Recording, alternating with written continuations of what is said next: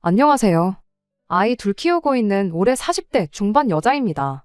나름 현명하게 결혼 생활 하고 있다고 생각했는데 자기가 직접 해야 할 부모님 효도를 매번 저에게 강요하던 남편과 결국은 이혼하게 되었네요.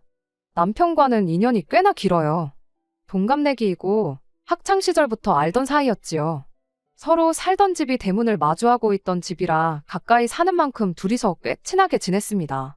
집안끼리도 활발한 교류가 있었고요. 그때 당시에 시어머니는 전업주부셨는데 이따금씩 아는 분 일을 도우러 나가시곤 했었습니다. 그럴 때마다 시어머니가 우리 아들 저녁 식사 좀 챙겨달라며 남편을 저희 집에 보내곤 했어요. 한 달에 열흘은 남편이 저희 집에서 저녁 식사도 같이 하고 그랬습니다. 남편 성격이 그때부터 꽤나 싹싹했던 편이라 맨입으로 밥만 얻어먹을 수는 없다며 저희 집 집안일도 돕고 그랬었습니다. 그때는 저랑은 그냥 친구 사이였지 그 이상도 그 이하도 아니었어요. 같은 학교를 다녔다 보니 학교에 같이 가고는 했는데 그때마다 다른 친구들이 둘이 사귀냐고 그런 농담 정도만 주고받던 사이였지요. 아무튼 제가 서울에 있는 대학교에 들어가게 되면서 저희 집이 아예 제가 다니던 학교 근처로 이사를 하게 되었습니다. 그리고 그 이후부터는 연락도 없이 지내게 되었어요.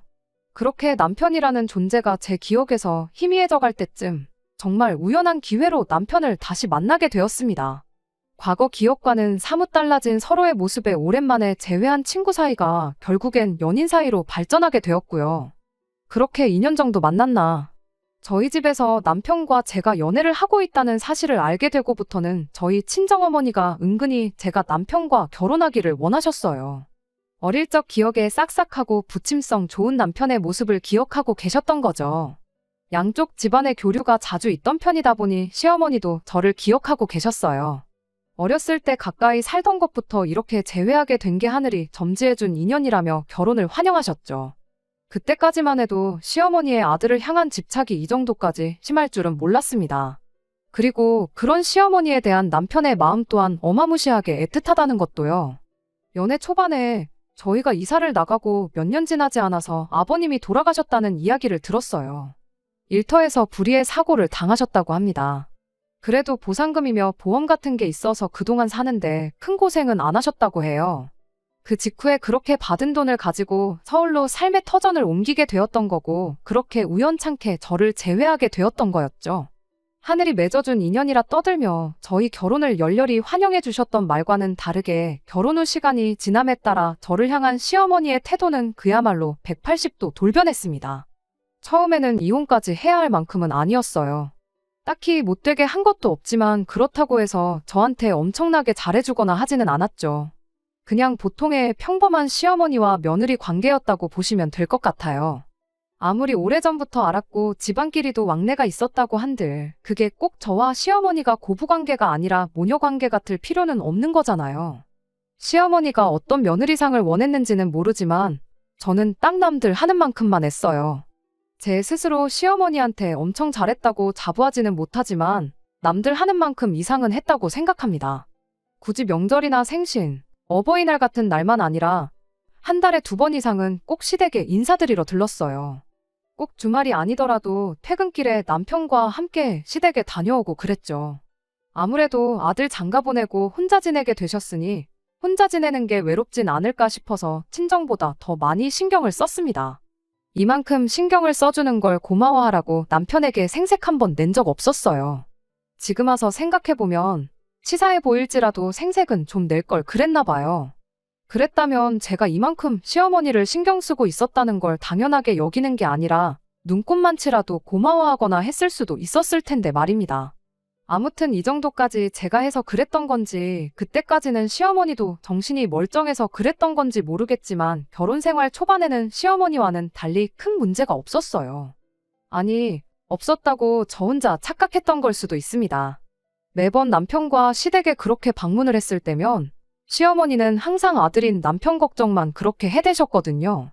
그냥 해주는 걱정이면 안부 인사 정도로 받아들이겠는데 시어머니는 늘 저를 앞에다 두고 남편한테 살이 좀 빠진 것 같다느니 끼니는 제대로 챙겨 먹고 다니고 있냐느니 하면서 질문을 하셨어요. 그때는 왜 그걸 저한테 내 아들 굶기지 말고 밥 좀 잘 챙겨주라고 눈치를 주는 거라는 생각을 못했는지. 뭐 그때 알았다고 한들 시어머니가 남편 밥 잘 좀 챙겨주라고 했다 해서 이혼까지 하지는 않았을 테지만요. 아무튼 시어머니가 조금씩 돌변하기 시작한 건 우리 쌍둥이 아이가 생기면서부터였습니다. 저희가 그때 당시에는 차가 없었거든요. 저희 집에서 시댁까지 대중교통으로는 40분 정도 거리였는데 부름배 이끌고 지하철 타고 가기에는 무리가 있었어요. 그 덕에 매달 두어 번은 꼭 다녀오던 시댁에 다니는 횟수가 점점 줄어들게 되었습니다. 그때까지만 해도 별다른 큰 문제는 없었어요.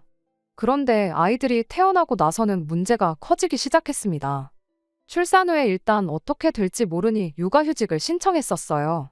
지금도 육아휴직 쓰는 게 엄청 눈치 보인다고들 하는데 그때 당시에는 더더욱 눈치가 보였습니다. 제가 다니던 회사가 규모도 그렇게 큰 회사가 아니었다 보니 더더욱이 그랬어요. 하지만 운이 좋게도 회사 사장님이 그런 데에 있어서는 참 오픈마인드셨어요. 그렇게 1년의 시간을 벌 수 있었습니다. 정말 다행이라 생각했지요.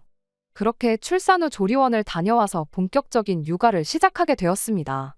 제가 뭐 엄마 경력이 있던 것도 아니고 아이를 몇 명이고 낳아본 적이 있던 것도 아니었고 아이를 키워본 적이 있던 것도 아닌데다가 마침 또 저희 아이들이 쌍둥이였던지라 처음에는 정말 어떻게 해야 할지 막막했어요.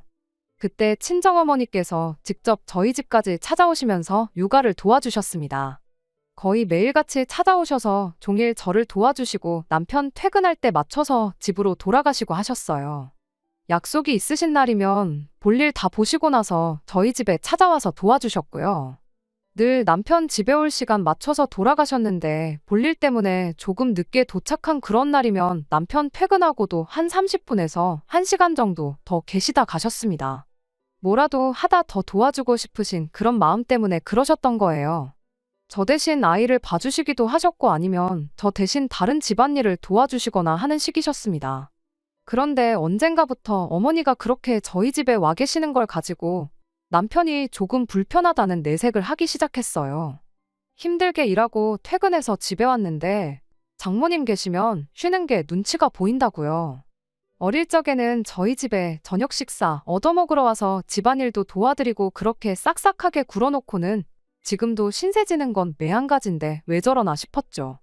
10년이나 더 지난 이야기였으니 성격이 충분히 바뀔 수 있는 법이라고 이해하려 했지만 아쉬운 건 어쩔 수 없었어요. 친정어머니가 뭐 엄청난 거 바라고 오시는 것도 아니었고 막말로 제가 남이 자식들 어디서 데려와 키우는 것도 아니고 우리 자식 키우는 건데 말이죠. 괜히 친정어머니가 눈치 보실까봐 남편이 그런 말 꺼냈다는 건 일부러 전하지 않았어요. 그렇다고 해서 당장 남편이 퇴근해서 아이 키우는 걸 도와주는 것도 아니었고 집안일을 도와주는 것도 아니었거든요. 그렇게 한 몇 달 정도 지난 어느 날이었습니다. 여전히 친정어머니가 볼 일이 있으셨던 날에는 남편 퇴근 시간과 맞물려서 저희 집에 잠깐 계시다 가셨죠. 그런데 하루는 남편이 그러더라고요. 그렇게 장모님만 챙기지 말고 우리 어머니도 좀 신경 써달라고요. 당연하겠지만 정말이지 어이가 없었습니다. 친정어머니가 저희 집에 뭐 놀러 오시는 것도 아니고 육아며 집안일이며 잔뜩 도와주시고 고생이란 고생은 다 하고 가시는데 그걸 두고 제가 친정어머니만 챙긴다고 말하는 게 웃기지도 않더라고요. 제가 대번에 날카로워져서 시어머니도 신경 써달라는 게 무슨 말이냐고 물어봤어요. 그랬더니 우리 어머니 집에서 혼자 지내시는데 얼마나 외로우시겠냐고 요즘 제대로 찾아뵌 적도 없는데 좀 신경 좀 써주면 좋겠어서 꺼낸 말이다 하더라고요. 그냥 듣고 넘기긴 그래서 남편한테 곧바로 한마디 했어요. 친정어머니가 여기 오셔서 뭐 놀다가 가시는 줄 아느냐고 참 어이없다고요. 당신 퇴근하고 와서 우리 엄마가 계신다고 해서 뭐 집안일을 도와주는 척이라도 하는 것도 아니지 않냐고. 집에 와서 씻고 나와 나나 우리 엄마가 차려준 밥 먹고 나서 소파에 앉아서 TV 보는 게 전부이지 않느냐. 가만히 있어도 알아서 해주는 사람이 둘이나 되는데 불편하기는 뭐가 불편하다는 거냐고 그렇게 따져 물었죠. 안 그래도 친정어머니가 땡전 한 푼 안 받고 안 하셔도 되는 고생을 사서 하시는 모습 보면 자식된 마음으로 죄송스러운 마음뿐이었는데 잘 됐다고. 이참에 시어머니한테 혼자 계시는 게 외롭고 쓸쓸하면 우리 집으로 오시라고 하라 했어요. 와서 친정어머니가 하시듯이 집안일도 도와주고 아이 돌보는 것도 도와주시고 그러면 되는 거 아니겠냐고. 그러면 공평한 거 아니냐고요. 그랬더니 남편이 뭐가 그렇게 고가운지 아무 말도 안 하고 어금니만 꽉 깨물고 가만히 있더라고요. 그래서 한마디 더 했습니다. 그리고 그렇게 어머니 걱정돼서 챙기고 싶으면 당신이 시댁 가서 직접 챙기면 되지. 왜 나한테 그러냐고 했어요. 퇴근길에 시댁 들러서 시어머니하고 시간 보내다 오라고. 그럼 당신은 시어머니 챙겨서 좋고 나는 친정어머니가 단 1분이라도 이 집에 더 계시면서 애 봐주는 거 도와주시고 하면 더 편해서 좋은 거 아니겠냐고요. 말씀드렸다시피 쌍둥이 태어나고 나서는 물론이고 아이들 때문에 배불렀을 때부터 자주 왕래하던 시댁의 발길을 끄는 건 사실입니다. 하지만 상황이 여의치 않아서 그랬던 거고 그때도 남편은 죽어도 혼자서 지발로 시댁에 다녀오는 법이 없었거든요. 차라리 그간 혼자라도 계속 다녔으면 제가 미안해라도 했을 텐데 참 어이가 없었습니다. 아무튼 남편이 저와 그렇게 다투고 나서 어깃장을 부리는 건지 결국엔 혼자 엄마 챙기고 오겠다며 퇴근길에 시댁으로 가더라고요.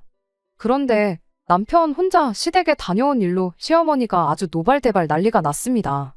그날 남편이 시댁에 도착하자마자 저한테 전화를 해서는 어디 며느리가 남편만 혼자 시댁을 보낼 생각을 하냐며 저한테 호통을 치셨죠. 이딴 식으로 며느리 노릇 할 생각이면 아예 앞으로 나보고 살 생각은 하지 말라는 둥. 정말 거치는 것 하나 없이 아무 말이나 쏟아부으셨어요. 그때는 저도 참 할 말이 많았지만 그래도 시어머니와 며느리 관계니 아무 말 않고 시어머니 하는 말을 듣고만 있었습니다. 잘못한 게 하나도 없는데 죄송하다는 말까지 했지요.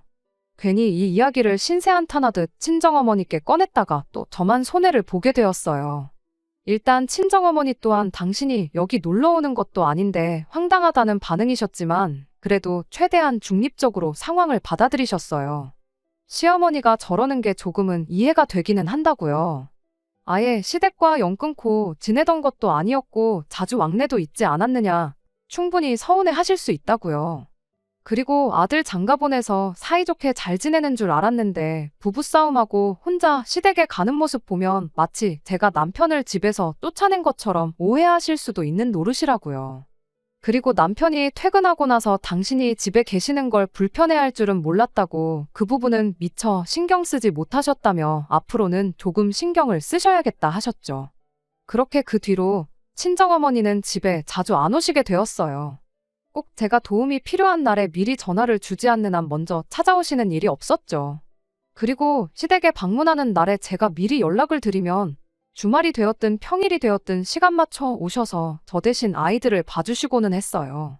결과적으론 저만 힘들어졌죠. 친정어머니가 안 오신다고 남편이 육아를 도와주거나 한 건 아니었으니까요.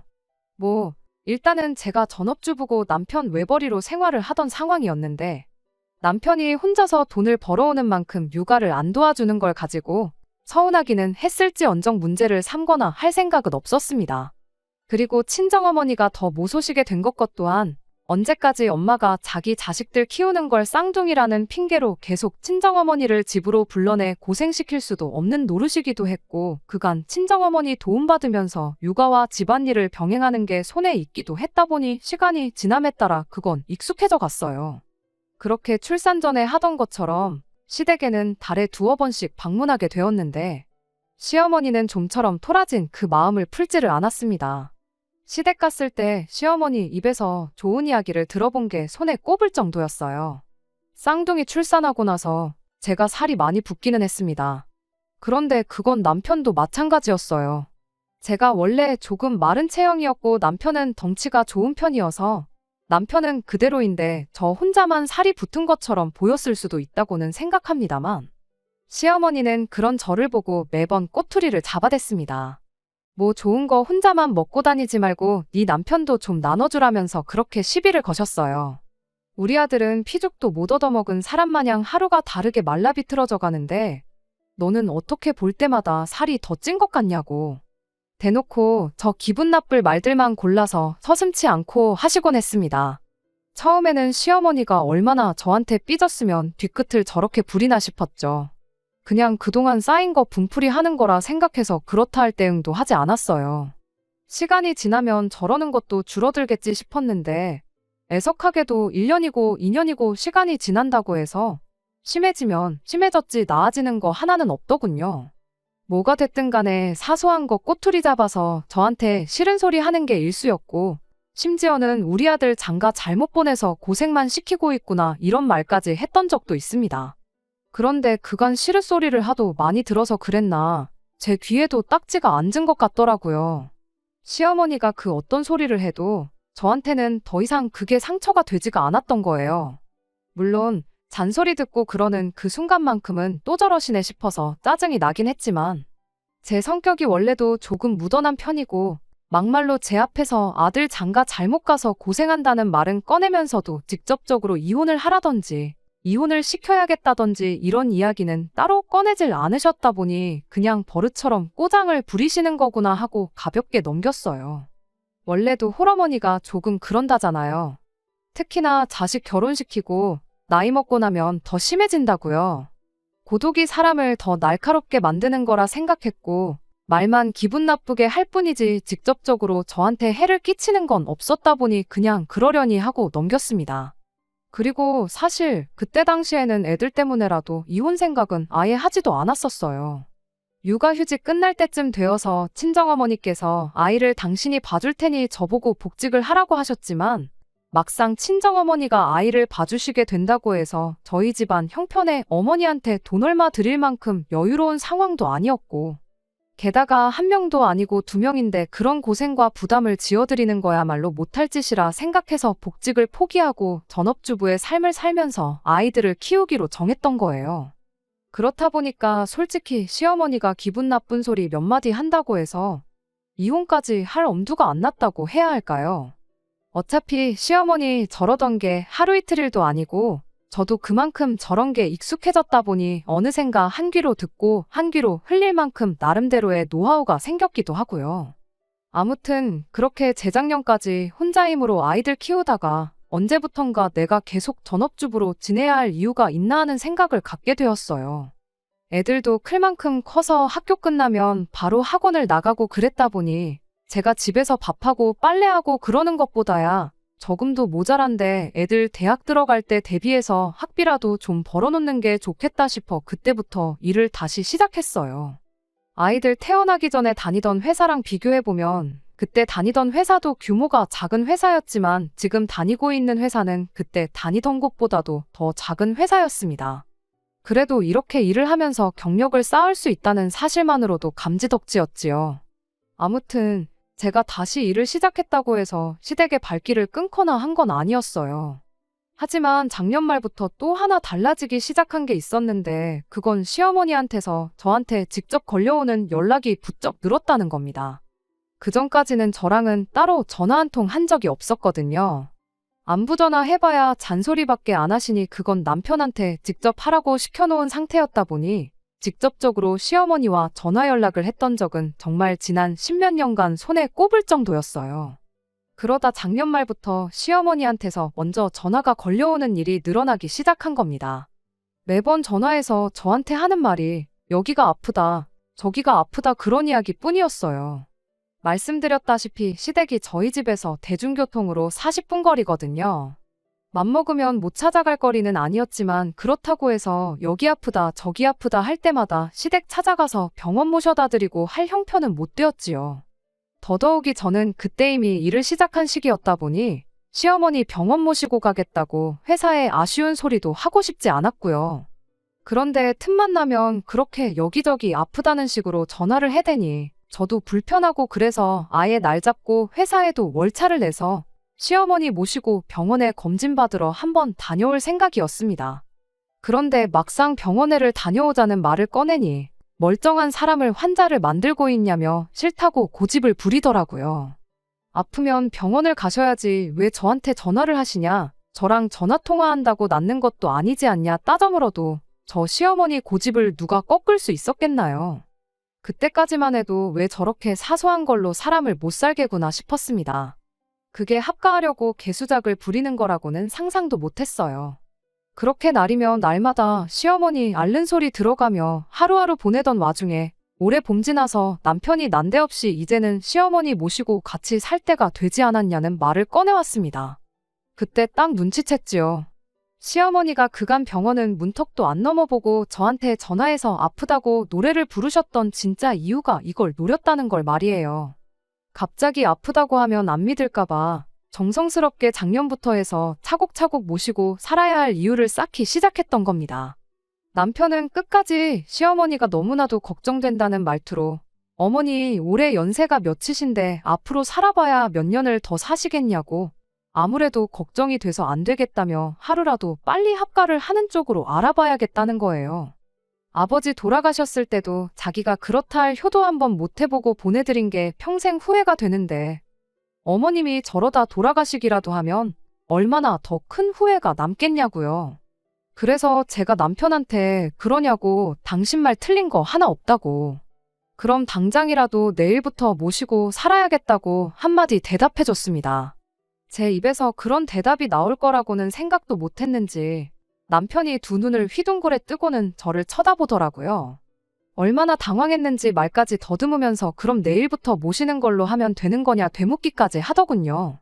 남편한테 당연한 거 아니겠냐고 자식이 부모한테 효도한다고 하는데 못하게 하는 게 더 이상한 거 아니겠냐고 말해주고 한마디 더 해줬습니다. 우리는 걱정 말라고 얼마나 다행이냐 내가 직장 구해서 돈 벌기 시작해서 다른 건 몰라도 우리 생활비랑 애들 학원비는 늦지 않게 보내달라고 했어요. 시어머니 와서 지낼 장소라도 미리 마련해 놓으려던 건지 이방저방 돌아다니면서 두리번거리던 남편이 제 말이 끝나기 무섭게 뒤를 돌아봤죠. 방금까지는 어안이 벙벙하긴 하지만 어쨌든 시어머니 모시고 살자는 제 말에 기뻐 보이던 남편 표정이 생활비 늦지 않게 보내라는 말은 무슨 소린가 하는 표정으로 바뀌어서 저를 쳐다보고 있었어요. 아니나 다를까 생활비랑 학원비는 무슨 말이냐고 저한테 물어보더라고요. 그래서 남편에게 당신은 내일부터 어머님 모시고 살게 될 거 아니냐고. 그렇다고 해서 우리가 밥 굶고 애들 학원도 못 다니게 할 수도 없는 노릇 아니겠냐고 했죠. 어머님 모시고 살면서 생활비가 들어갈 테니 여지껏 보내던 만큼 보내라고는 하지 않겠다고. 나도 애들 대학교 들어갈 때를 대비해서 돈을 모으고 있긴 하지만 이젠 우리 생활비는 내가 벌어온 돈에서 어느 정도 보태겠다고 했습니다. 남편은 그때까지도 제가 무슨 말을 하는 건지 도통 이해를 못한 표정이었어요. 그래서 남편이 제 말을 제대로 이해할 수 있게 제대로 설명을 해줬어요. 당신이 당신 입으로 이젠 시어머니 모시고 살아야 할 때가 왔다 하지 않았냐고. 일단 급한 짐은 내가 싸줄 테니 당신은 쉬고 있으라고요. 내일부터 당장 혼자서 어머님 모시고 살려면 체력이 필요할 텐데 짐 싸는 걸로 힘까지 뺄 필요나 있겠냐고 걱정 말고 쉬고 있으라 했습니다. 그리고 어머님 댁 가서 지내다가 내가 안 챙겨준 게 있으면 번거롭게 집에 찾아오지 말고 전화하라고. 그러면 내가 택배로 따로 보내주겠다고 했더니 남편이 지금 내 말을 잘못 이해한 것 같은데 어머니 모시고 살겠다는 건 우리 집에 어머니를 모셔오겠다는 소리라고 설명을 하기 시작했습니다. 그래서 남편한테 뭐하러 그러냐고 안 그래도 집도 좁아 터졌는데 어머님까지 오셔서 다 같이 부대끼며 살 필요가 뭐가 있겠냐고요. 우리 방 애들 방 하면 빈 방이라고는 베란다밖에 없는데 당장 어머님을 베란다에 모실 수도 없는 노릇 아니겠냐. 누가 봐도 당신 혼자 짐 싸서 어머님 댁으로 나가는 것만큼 좋은 방법이 없는 거 모르냐고 한마디 더 해줬습니다. 그랬더니 방금 전까지만 해도 기뻐서 눈이 뒤집힐 것만 같아 보였던 남편이 장난치지 말라며 저한테 짜증을 내기 시작했어요.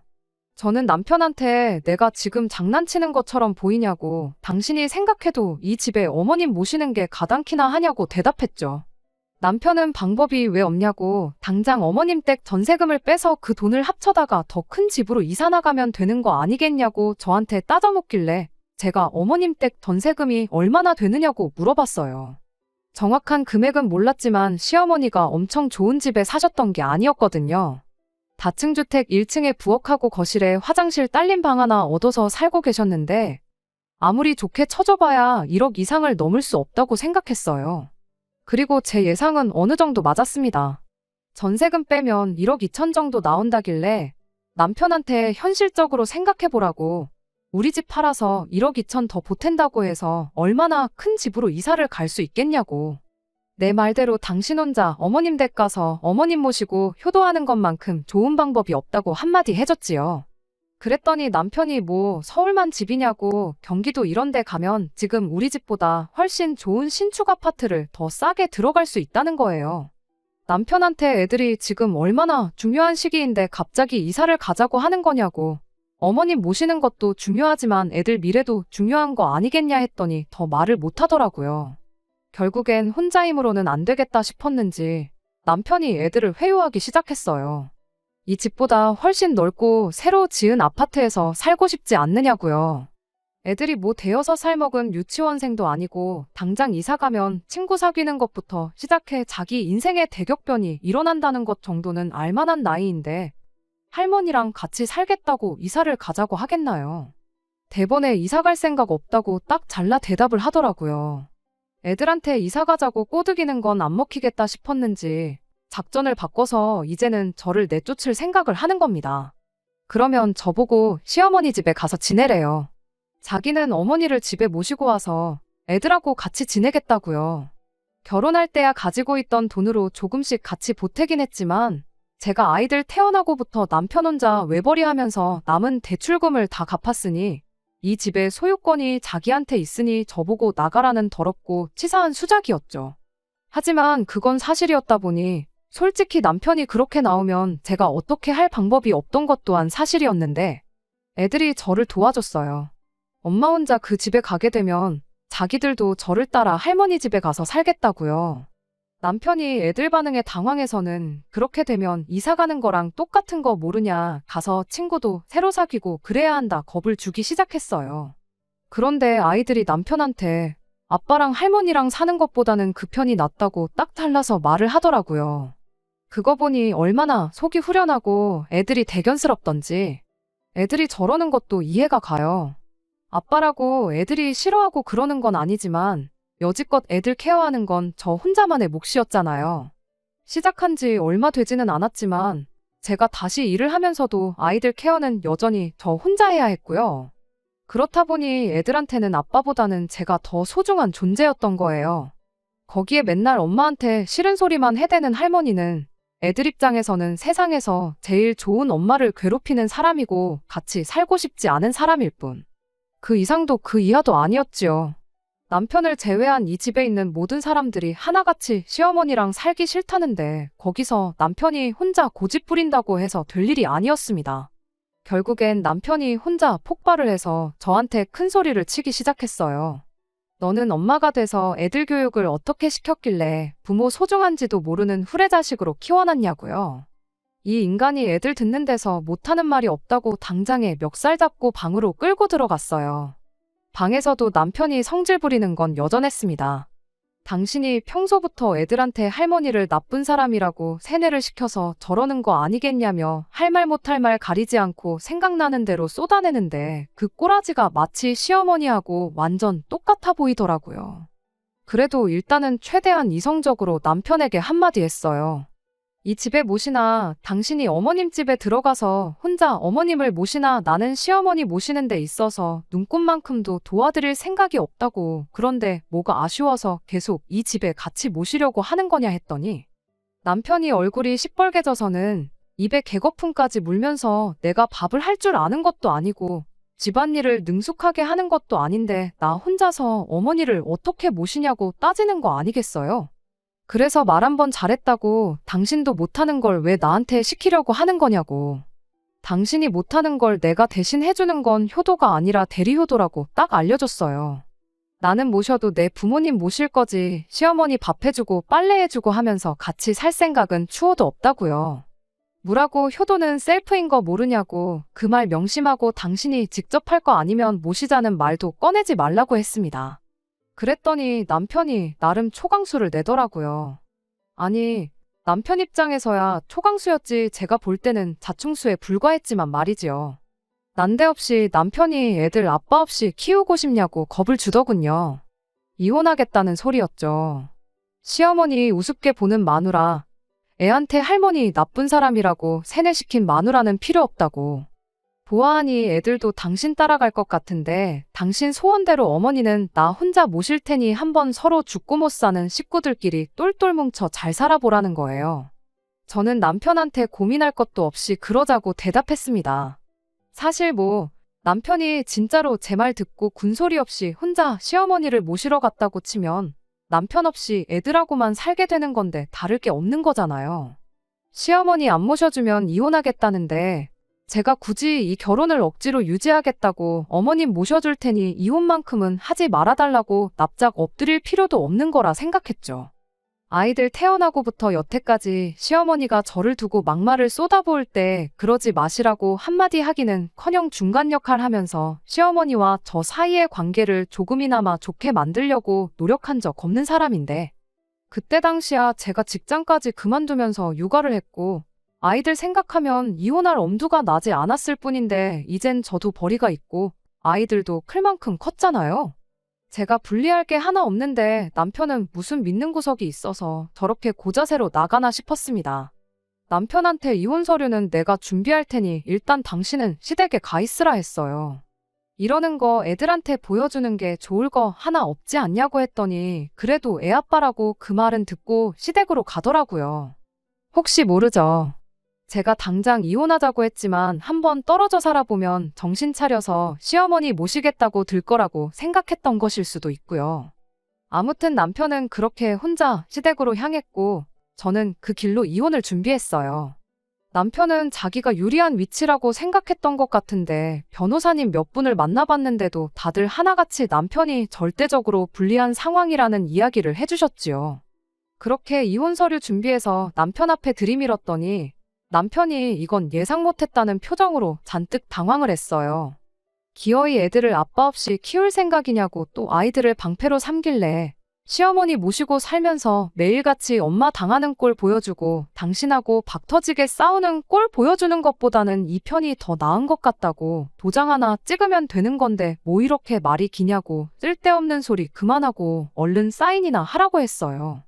남편은 자기가 처한 입장을 아직도 이해 못했던 건지 끝까지 센 척을 하더라고요. 네가 이 집에 한 게 뭐가 있냐고 재산 분할을 받아갈 생각을 하냐? 누굴 호구로 알고 있냐며 사인을 거부했습니다. 저는 다 변호사님들한테 상담받고 해서 정한 재산 분할 비율이었거든요. 변호사님이 5대5로 받아도 아쉬울 게 없는 상황이라 했는데 저는 향후 남편이 보내야 할 양육비까지 계산해서 일부러 욕심내지 않고 아이들과 살 곳 정도만 마련할 수 있게 25% 정도만 잡았었거든요. 그런데 남편이 땡전 한 푼 줄 수 없다고 나오니 결국 소송전으로 갈 수밖에 없었습니다. 그렇게 저희는 이혼을 하게 되었어요. 법원에서 정해준 재산분할 비율은 6:4로 제가 4남편이 6이었습니다. 변호사님 말대로 5는 아니었지만 남편이 고집 부린 덕에 당초 생각했던 것보다 훨씬 더 많은 돈을 분할받게 되었어요. 아직 대학교 가려면 몇 년이나 더 남은 아이들 키우는데 매달 보내야 하는 양육비는 물론이고요. 제가 조금 욕심부리면 얼마 위자료까지 청구할 수 있었는데 이혼하면서 받은 정신적 스트레스를 견디기가 힘들어서 위자료까지 뜯어내는 건 포기했습니다. 하지만 예상보다 재산 분할을 더 받을 수 있었던 덕분에 저희가 이사할 필요까지는 없었습니다. 제가 직장이 있으니 대출을 받을 수 있어서 남편한테 줘야 할 돈은 대출받아 줘버리고 집을 제가 갖는 걸로 했어요. 남편도 시어머니랑 단 둘이 살기엔 집이 너무 넓다 생각했는지 생각보다 쉽게 이 제안을 받아들였고요. 그렇게 치열한 개싸움 끝에 남편과는 이혼하게 되었습니다. 진작 이렇게 되었어야 했는데 뭘 그렇게 질질 끌었나 싶기도 하고 한편으로는 싱숭생숭하기도 하고 정말 이 기분을 어떻게 표현해야 할지 모르겠네요. 괜찮다고 생각했는데 막상 남편 말대로 한참 예민할 때인데 아빠 없이 자라게 만든 게 애들한테는 너무 미안하기도 하고요. 그래도 이왕 이렇게 된 거 한번 열심히 살아보려고 합니다. 안녕하세요. 이혼까지 다 했는데 이렇게 3개월도 안 돼서 후기를 보내게 될 줄은 몰랐습니다. 얼마 전 남편을 만났는데 그 이야기 해드리려고 이렇게 다시 찾아왔어요. 주말에 애들하고 저녁 먹고 쉬고 있는데 벼랑간 현관문 비밀번호 누르는 소리가 나더라고요.